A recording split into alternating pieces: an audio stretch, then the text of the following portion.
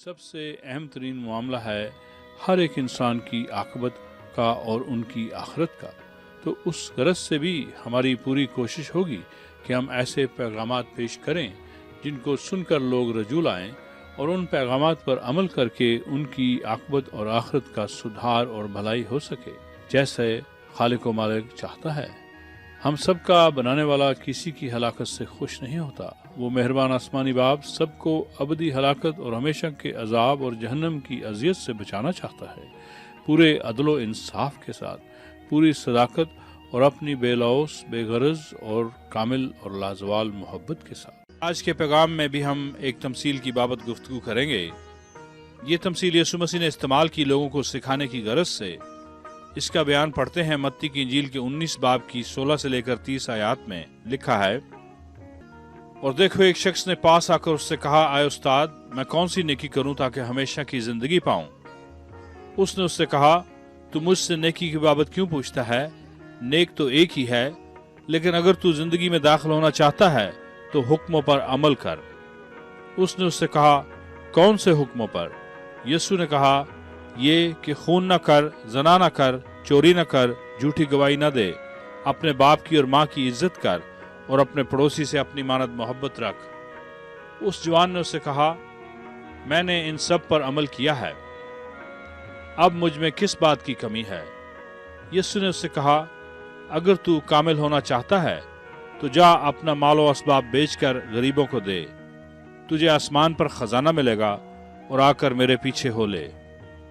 مگر وہ جوان یہ بات سن کر غمگین ہو کر چلا گیا، کیونکہ بڑا مالدار تھا۔ اور یسوع نے اپنے شاگردوں سے کہا، میں تم سے سچ کہتا ہوں کہ دولت مند کا آسمان کی بادشاہی میں داخل ہونا مشکل ہے۔ اور پھر تم سے کہتا ہوں کہ اونٹ کا سوئی کے ناکے میں سے نکل جانا اس سے آسان ہے کہ دولت مند خدا کی بادشاہی میں داخل ہو۔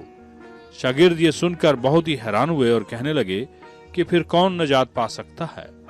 یسوع نے ان کی طرف دیکھ کر کہا، یہ آدمیوں سے تو نہیں ہو سکتا، لیکن خدا سے سب کچھ ہو سکتا ہے۔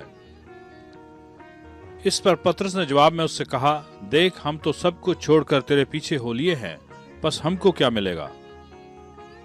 یسوع نے ان سے کہا، میں تم سے سچ کہتا ہوں کہ جب ابن آدم نئی پیدائش میں اپنے جلال کے تخت پر بیٹھے گا تو تم بھی جو میرے پیچھے ہو لیے ہو 12 تختوں پر بیٹھ کر اسرائیل کے 12 قبیلوں کا انصاف کرو گے۔ اور جس کسی نے گھروں یا بھائیوں یا بہنوں یا باپ یا ماں یا بچوں یا کھیتوں کو میرے نام کی خاطر چھوڑ دیا ہے، اس کو 100 گنا ملے گا اور ہمیشہ کی زندگی کا وارث ہوگا۔ لیکن بہت سے اول آخر ہو جائیں گے اور آخر اول۔ اس روز اس بڑی بھیڑ میں سے ایک بڑا مالدار جوان شخص یسوع مسیح کے پاس آ کر کچھ اہم سوال کرنے لگا۔ یہ شخص اپنے شہر کا عہدیدار بھی تھا، شریعت کے احکام کی پابندی کرتا تھا اور بڑا مذہبی تھا۔ اس کو فخر تھا کہ وہ شریعت کے حکموں پر عمل کرتا ہے، لیکن اس کے دل میں تسلی نہ تھی، اور اس کے سوال کے مطابق وہ اپنے آپ میں کمی محسوس کرتا تھا اور نہ جانتا تھا کہ ہمیشہ کی زندگی کیسے پا سکتا ہے۔ اتنا کچھ ہوتے ہوئے اور شریعت کی پابندی کر کے بھی اس کے دل میں یقین نہ تھا کہ اسے نجات ملے گی، اس کے گناہ معاف ہوں گے اور ہمیشہ کی زندگی پائے گا۔ یہی اس کی سب سے بڑی پریشانی تھی، اور وہ یسوع مسیح کے پاس آیا اپنے دل کی اس حالت کا علاج کروانے۔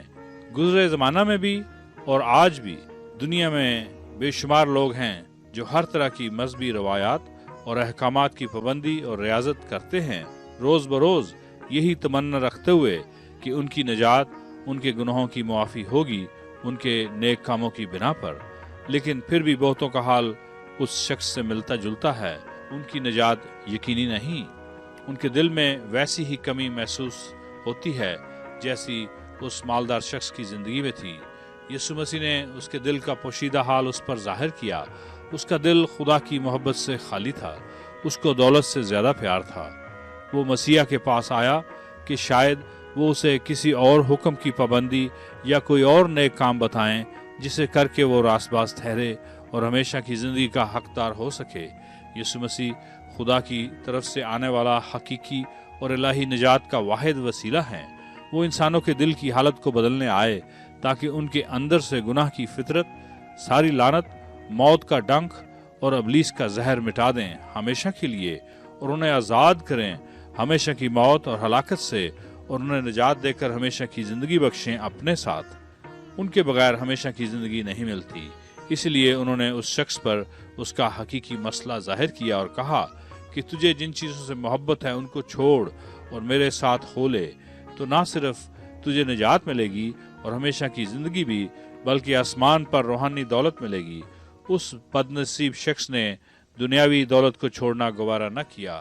اس کے دل کی پوشیدہ حالت یہ تھی کہ ظاہر میں تو وہ حکموں پر عمل کرتا تھا، لیکن سب سے بڑے حکم کا نافرمان تھا، یعنی اپنے خدا سے اپنے سارے دل، ساری جان، ساری عقل اور ساری طاقت سے محبت رکھ، اور کسی چیز کو اپنی زندگی میں وہ مقام نہ دے جو خدا کا مقام ہے۔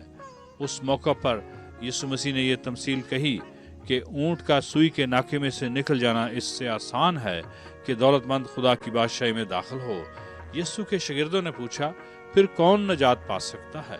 یسوع نے جواب دیا کہ یہ انسانوں سے تو نہیں ہو سکتا، لیکن خدا سے سب کچھ ہو سکتا ہے۔ اس پر ان کے شاگرد اور خاص کر پترس نے پوچھا کہ ہم تو سب کچھ چھوڑ کر تیرے پیچھے ہو لیے ہیں، پس ہم کو کیا ملے گا؟ یسوع مسیح نے جواب میں یہ خاص بات کہی جو ہم سب کے لیے اہم ترین بات ہے۔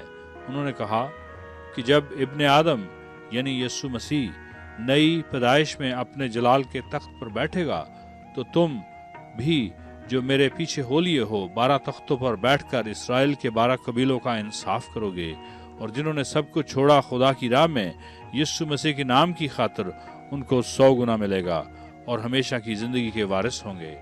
میرے عزیز، یسوع مسیح نے یہاں نئی پیدائش کا ذکر کیا ہے۔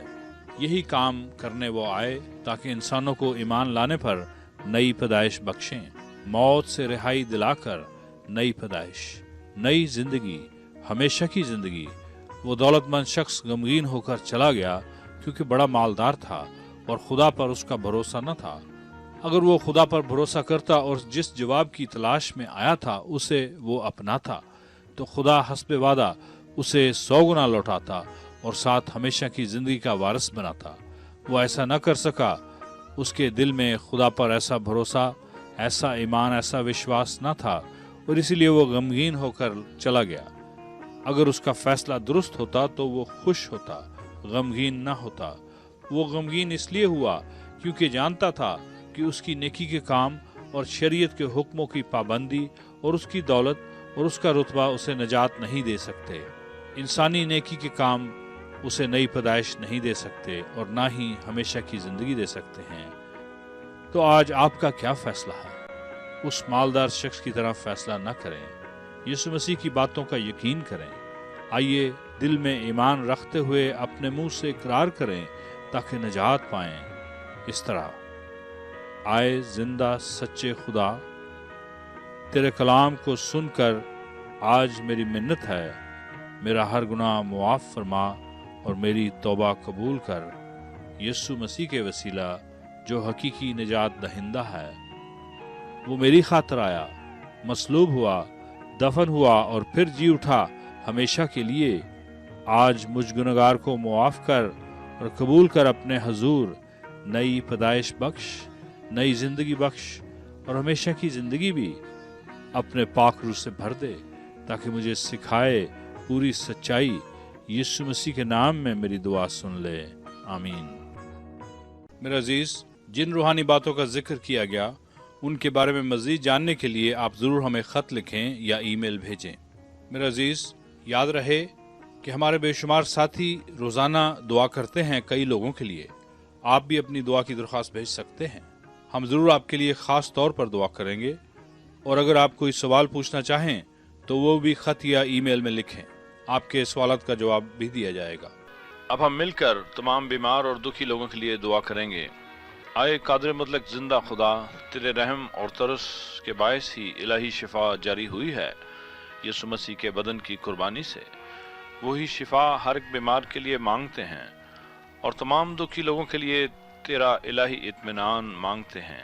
ہر ایک بیماری کو یسوع مسیح کے نام میں حکم دیتے ہیں کہ ہر ایک بیمار کی زندگی سے نکل آؤ، یسوع کے نام میں، آمین۔